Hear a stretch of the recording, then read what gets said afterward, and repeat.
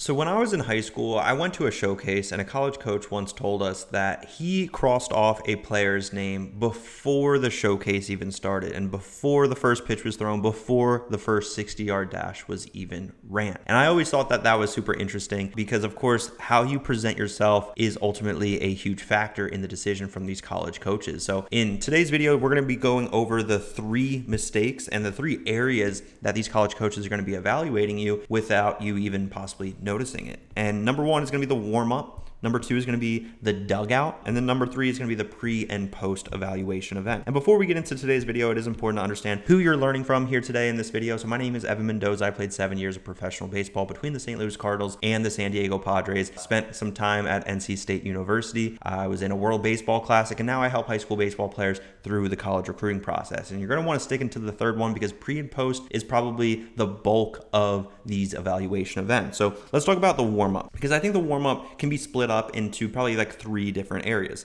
Number 1, it's the arrival.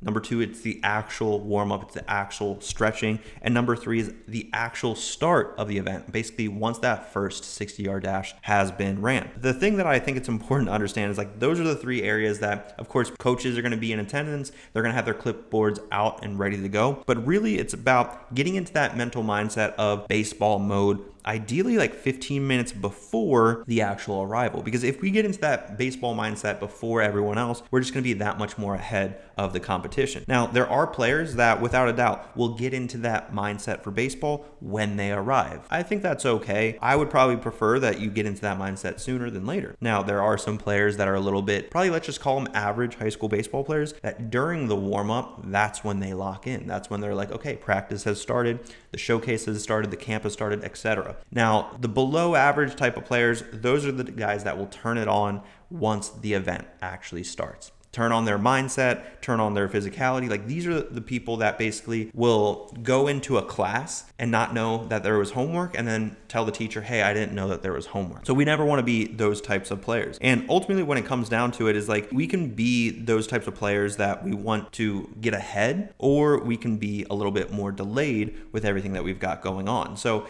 the next area that I want to hit on is really the dugout, because the dugout is going to be where there's so much, successes and potential failures. And when we're talking about the dugout, it's really the successes and the failures of our teammates and ourselves that these college coaches are going to be evaluating. So let's just say that we strike out looking and we walk back into the dugout. What does our body language look like? What are we showing to these college coaches? Are we showing that we're frustrated? Are we showing that we are resilient and we're going to get the next one? Are we giving communication to maybe the hitter that's on, in the hole or maybe on deck, so that way they have that understanding of what that pitch was and what I struck out on, what location was it, what the ball's moving like? Are you that type of teammate that's communicating with your team and helping them find success? Also, when your teammate hits a home run, are you getting up from the bench? Are you clapping him on? Are you a selfish type of player? Because if you're not clapping him on, you're not able to celebrate other people's successes. You're probably not going to find yourself having a lot of people celebrating your own successes as well. So always just keep that in mind with the dugout. Now, before I get into like pre and post, what I really want to do in this area is talk to you guys kind of what I already talked to you about as far as warming up and getting to the field with that mindset. I want to tell you guys about that story that I mentioned in the beginning where that college coach basically told me that there was a student athlete that before the event actually started, he crossed him off. And of course that carries a lot of weight. And this was when I was in high school. This was a story that I've heard, and you've probably heard it as well before if you're a parent or a player, coaches crossing kids off of their list. And what that came down to, I'm going to probably butcher some details, but more or less this is what I remember. A specific player got out of the car for a showcase, had flip-flops on, had shorts, wasn't properly dressed, hat backwards, kind of just looking like he got out of bed. His parents were following behind him. You could just tell he wasn't really he didn't want to be there. And when you show to people that you don't want to be there, mentally it's like, okay, well, he has other things he's got going on. He doesn't want to be here. He doesn't want to play in college. This is a burden to him. So why would we ever want to create that type of culture around a college program where we're trying to craft wins? These college coaches, it's their job, it's their livelihood. If they don't bring on the right players and they lose a bunch of games, what do you think is going to happen? Do you think they're going to get a promotion? Do you think they're going to get a raise? No, they're going to get probably fired, and then they're not going to have a job. So keep that in mind when we're talking about like that pre and post. We never want to get into the opportunity for us to actually get our name crossed off of list because of how we're treating our parents, how we're treating our teammates, how we're walking or showing up to the field. And that's going in that pre area. As far as post, this is how you're treating the other team if you ever cross paths with them. How you're treating the umpires, because we never want to be treating those people in a poor way. We want to make sure that we're doing things the right way with everything that we've got going on. Now, there are a couple of areas that I wanted to hit on here because I think it is very important. If you are making any of these mistakes, it will help basically to get your name crossed off the list. So number one, it's the blame game. If you are turning a double play with your second baseman, and if you're the shortstop, and the second baseman bobbles the ball and you gave him a perfect feed and you throw your hands up and you're kind of blaming the second baseman, that's going to be a huge area where college coaches see that, the other team can see that, your parents can see that, your own teammates can see that. We know what you're doing by putting your hands up.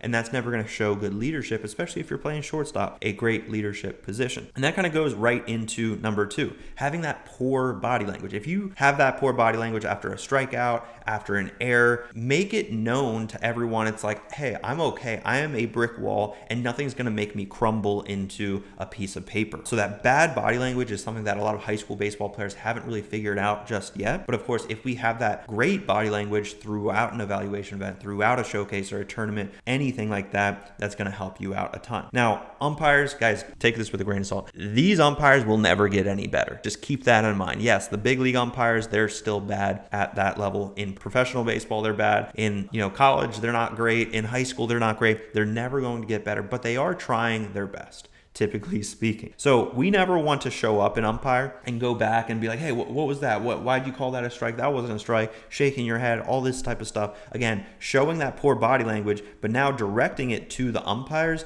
that's something that these college coaches aren't going to necessarily want to see. And yes, there's a time and place. If it's a state championship game and the game's on the line, like, yes, there's going to be a time where you want things to be done your way, where if you don't believe it was a strike and, the umpire called it a strike and you're hitting, there's a level to understanding you can be frustrated in that moment. But outside of like a state championship game or a final at like a WWBA, like in my opinion, I wouldn't necessarily argue with these umpires because again, they're never going to get better. Arguing will not fix what just happened. We always need to think about this because this was my mindset is like, if an umpire called a strike that I thought was a ball and I argue with him, do you think he's going to be more or less inclined to make another poor decision because I just gave him a hard time? Or you can just kind of take it, you can eat it. Okay, that was a strike, it probably wasn't. You can just be like, okay, whatever, move on to that next pitch. And that's when maybe your zone will actually shrink for that next pitch because ultimately you didn't give that umpire a hard time. So in my opinion, like arguing what's happened and what's in the past, it's in the past. It's in the rearview mirror. It's not going to change. They're not going to reverse a strike or a ball call.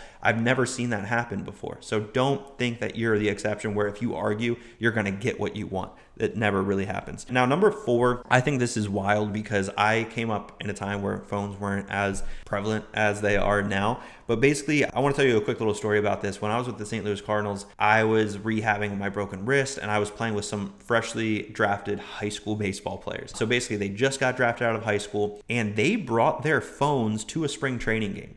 And it was just wild to me because I was like, why do you have your phones here? Like, that's wild. I didn't snitch or anything on them, but I was just like, what are we doing? Why do we have our phones out here? This is a professional organization. This is a professional baseball game. And the Cardinals, by the way, they didn't like us to be on our phones. Like even in the clubhouse, they would have rules like stay away from your phones. Your phones are a distraction. And I do agree, but like bringing them out to the dugout, to the game, checking it in between innings. I've seen it also in the travel ball and high school games. Like people will snap people in the middle of a game. And I'm just like, this is wild. Why are we doing that? Put your focus on what ultimately matters. So these first 4 are more or less designed for the athlete and some mistakes that can help you get your name crossed off the list. This last one is for the parent because ultimately the parents arguing with an umpire, with a coach, travel time, making a scene. Guys, if you have player A over here that's good metrics but has bad parents. And bad parents meaning basically the assumption that these college coaches are making is the apple's not going to,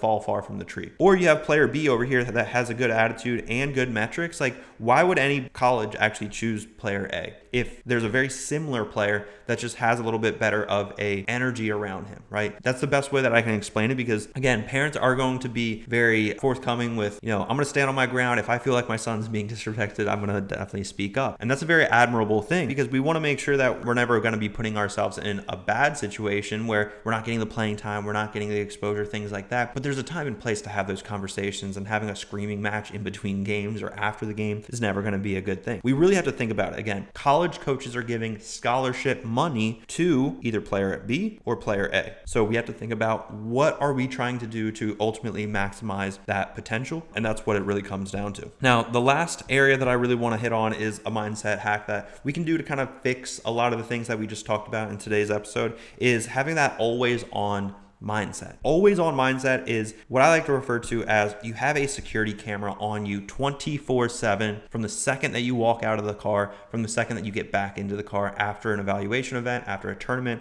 after a game, whatever the case may be. If you have that mindset that somebody is watching, you're not going to shoplift, you're not going to commit a crime, because security cameras are on you. So always think about that. If those security cameras are on you, and by the way, I'm not condoning shoplifting if there's no cameras, but that's the thing. It's we always want to understand that if there's that security camera, we're going to act a certain way because there's that camera on us. And we want to make sure that we have that idea. If that camera represents a college coach, we want to go about things in a right way. So hopefully you can implement some of these mindsets to make sure that we're never putting ourselves in the opportunity to get our name crossed off of a list. And if you like this episode and you like the value that I bring here on YouTube, this is just the tip of the iceberg. I do have an online training program called the Triple Play, where I focus on the physical, mental, and the recruiting guidance for high school baseball players. So if you're a parent of a high school baseball player, click the link down below in the description to learn a little bit more about myself, my program, and how I could possibly help.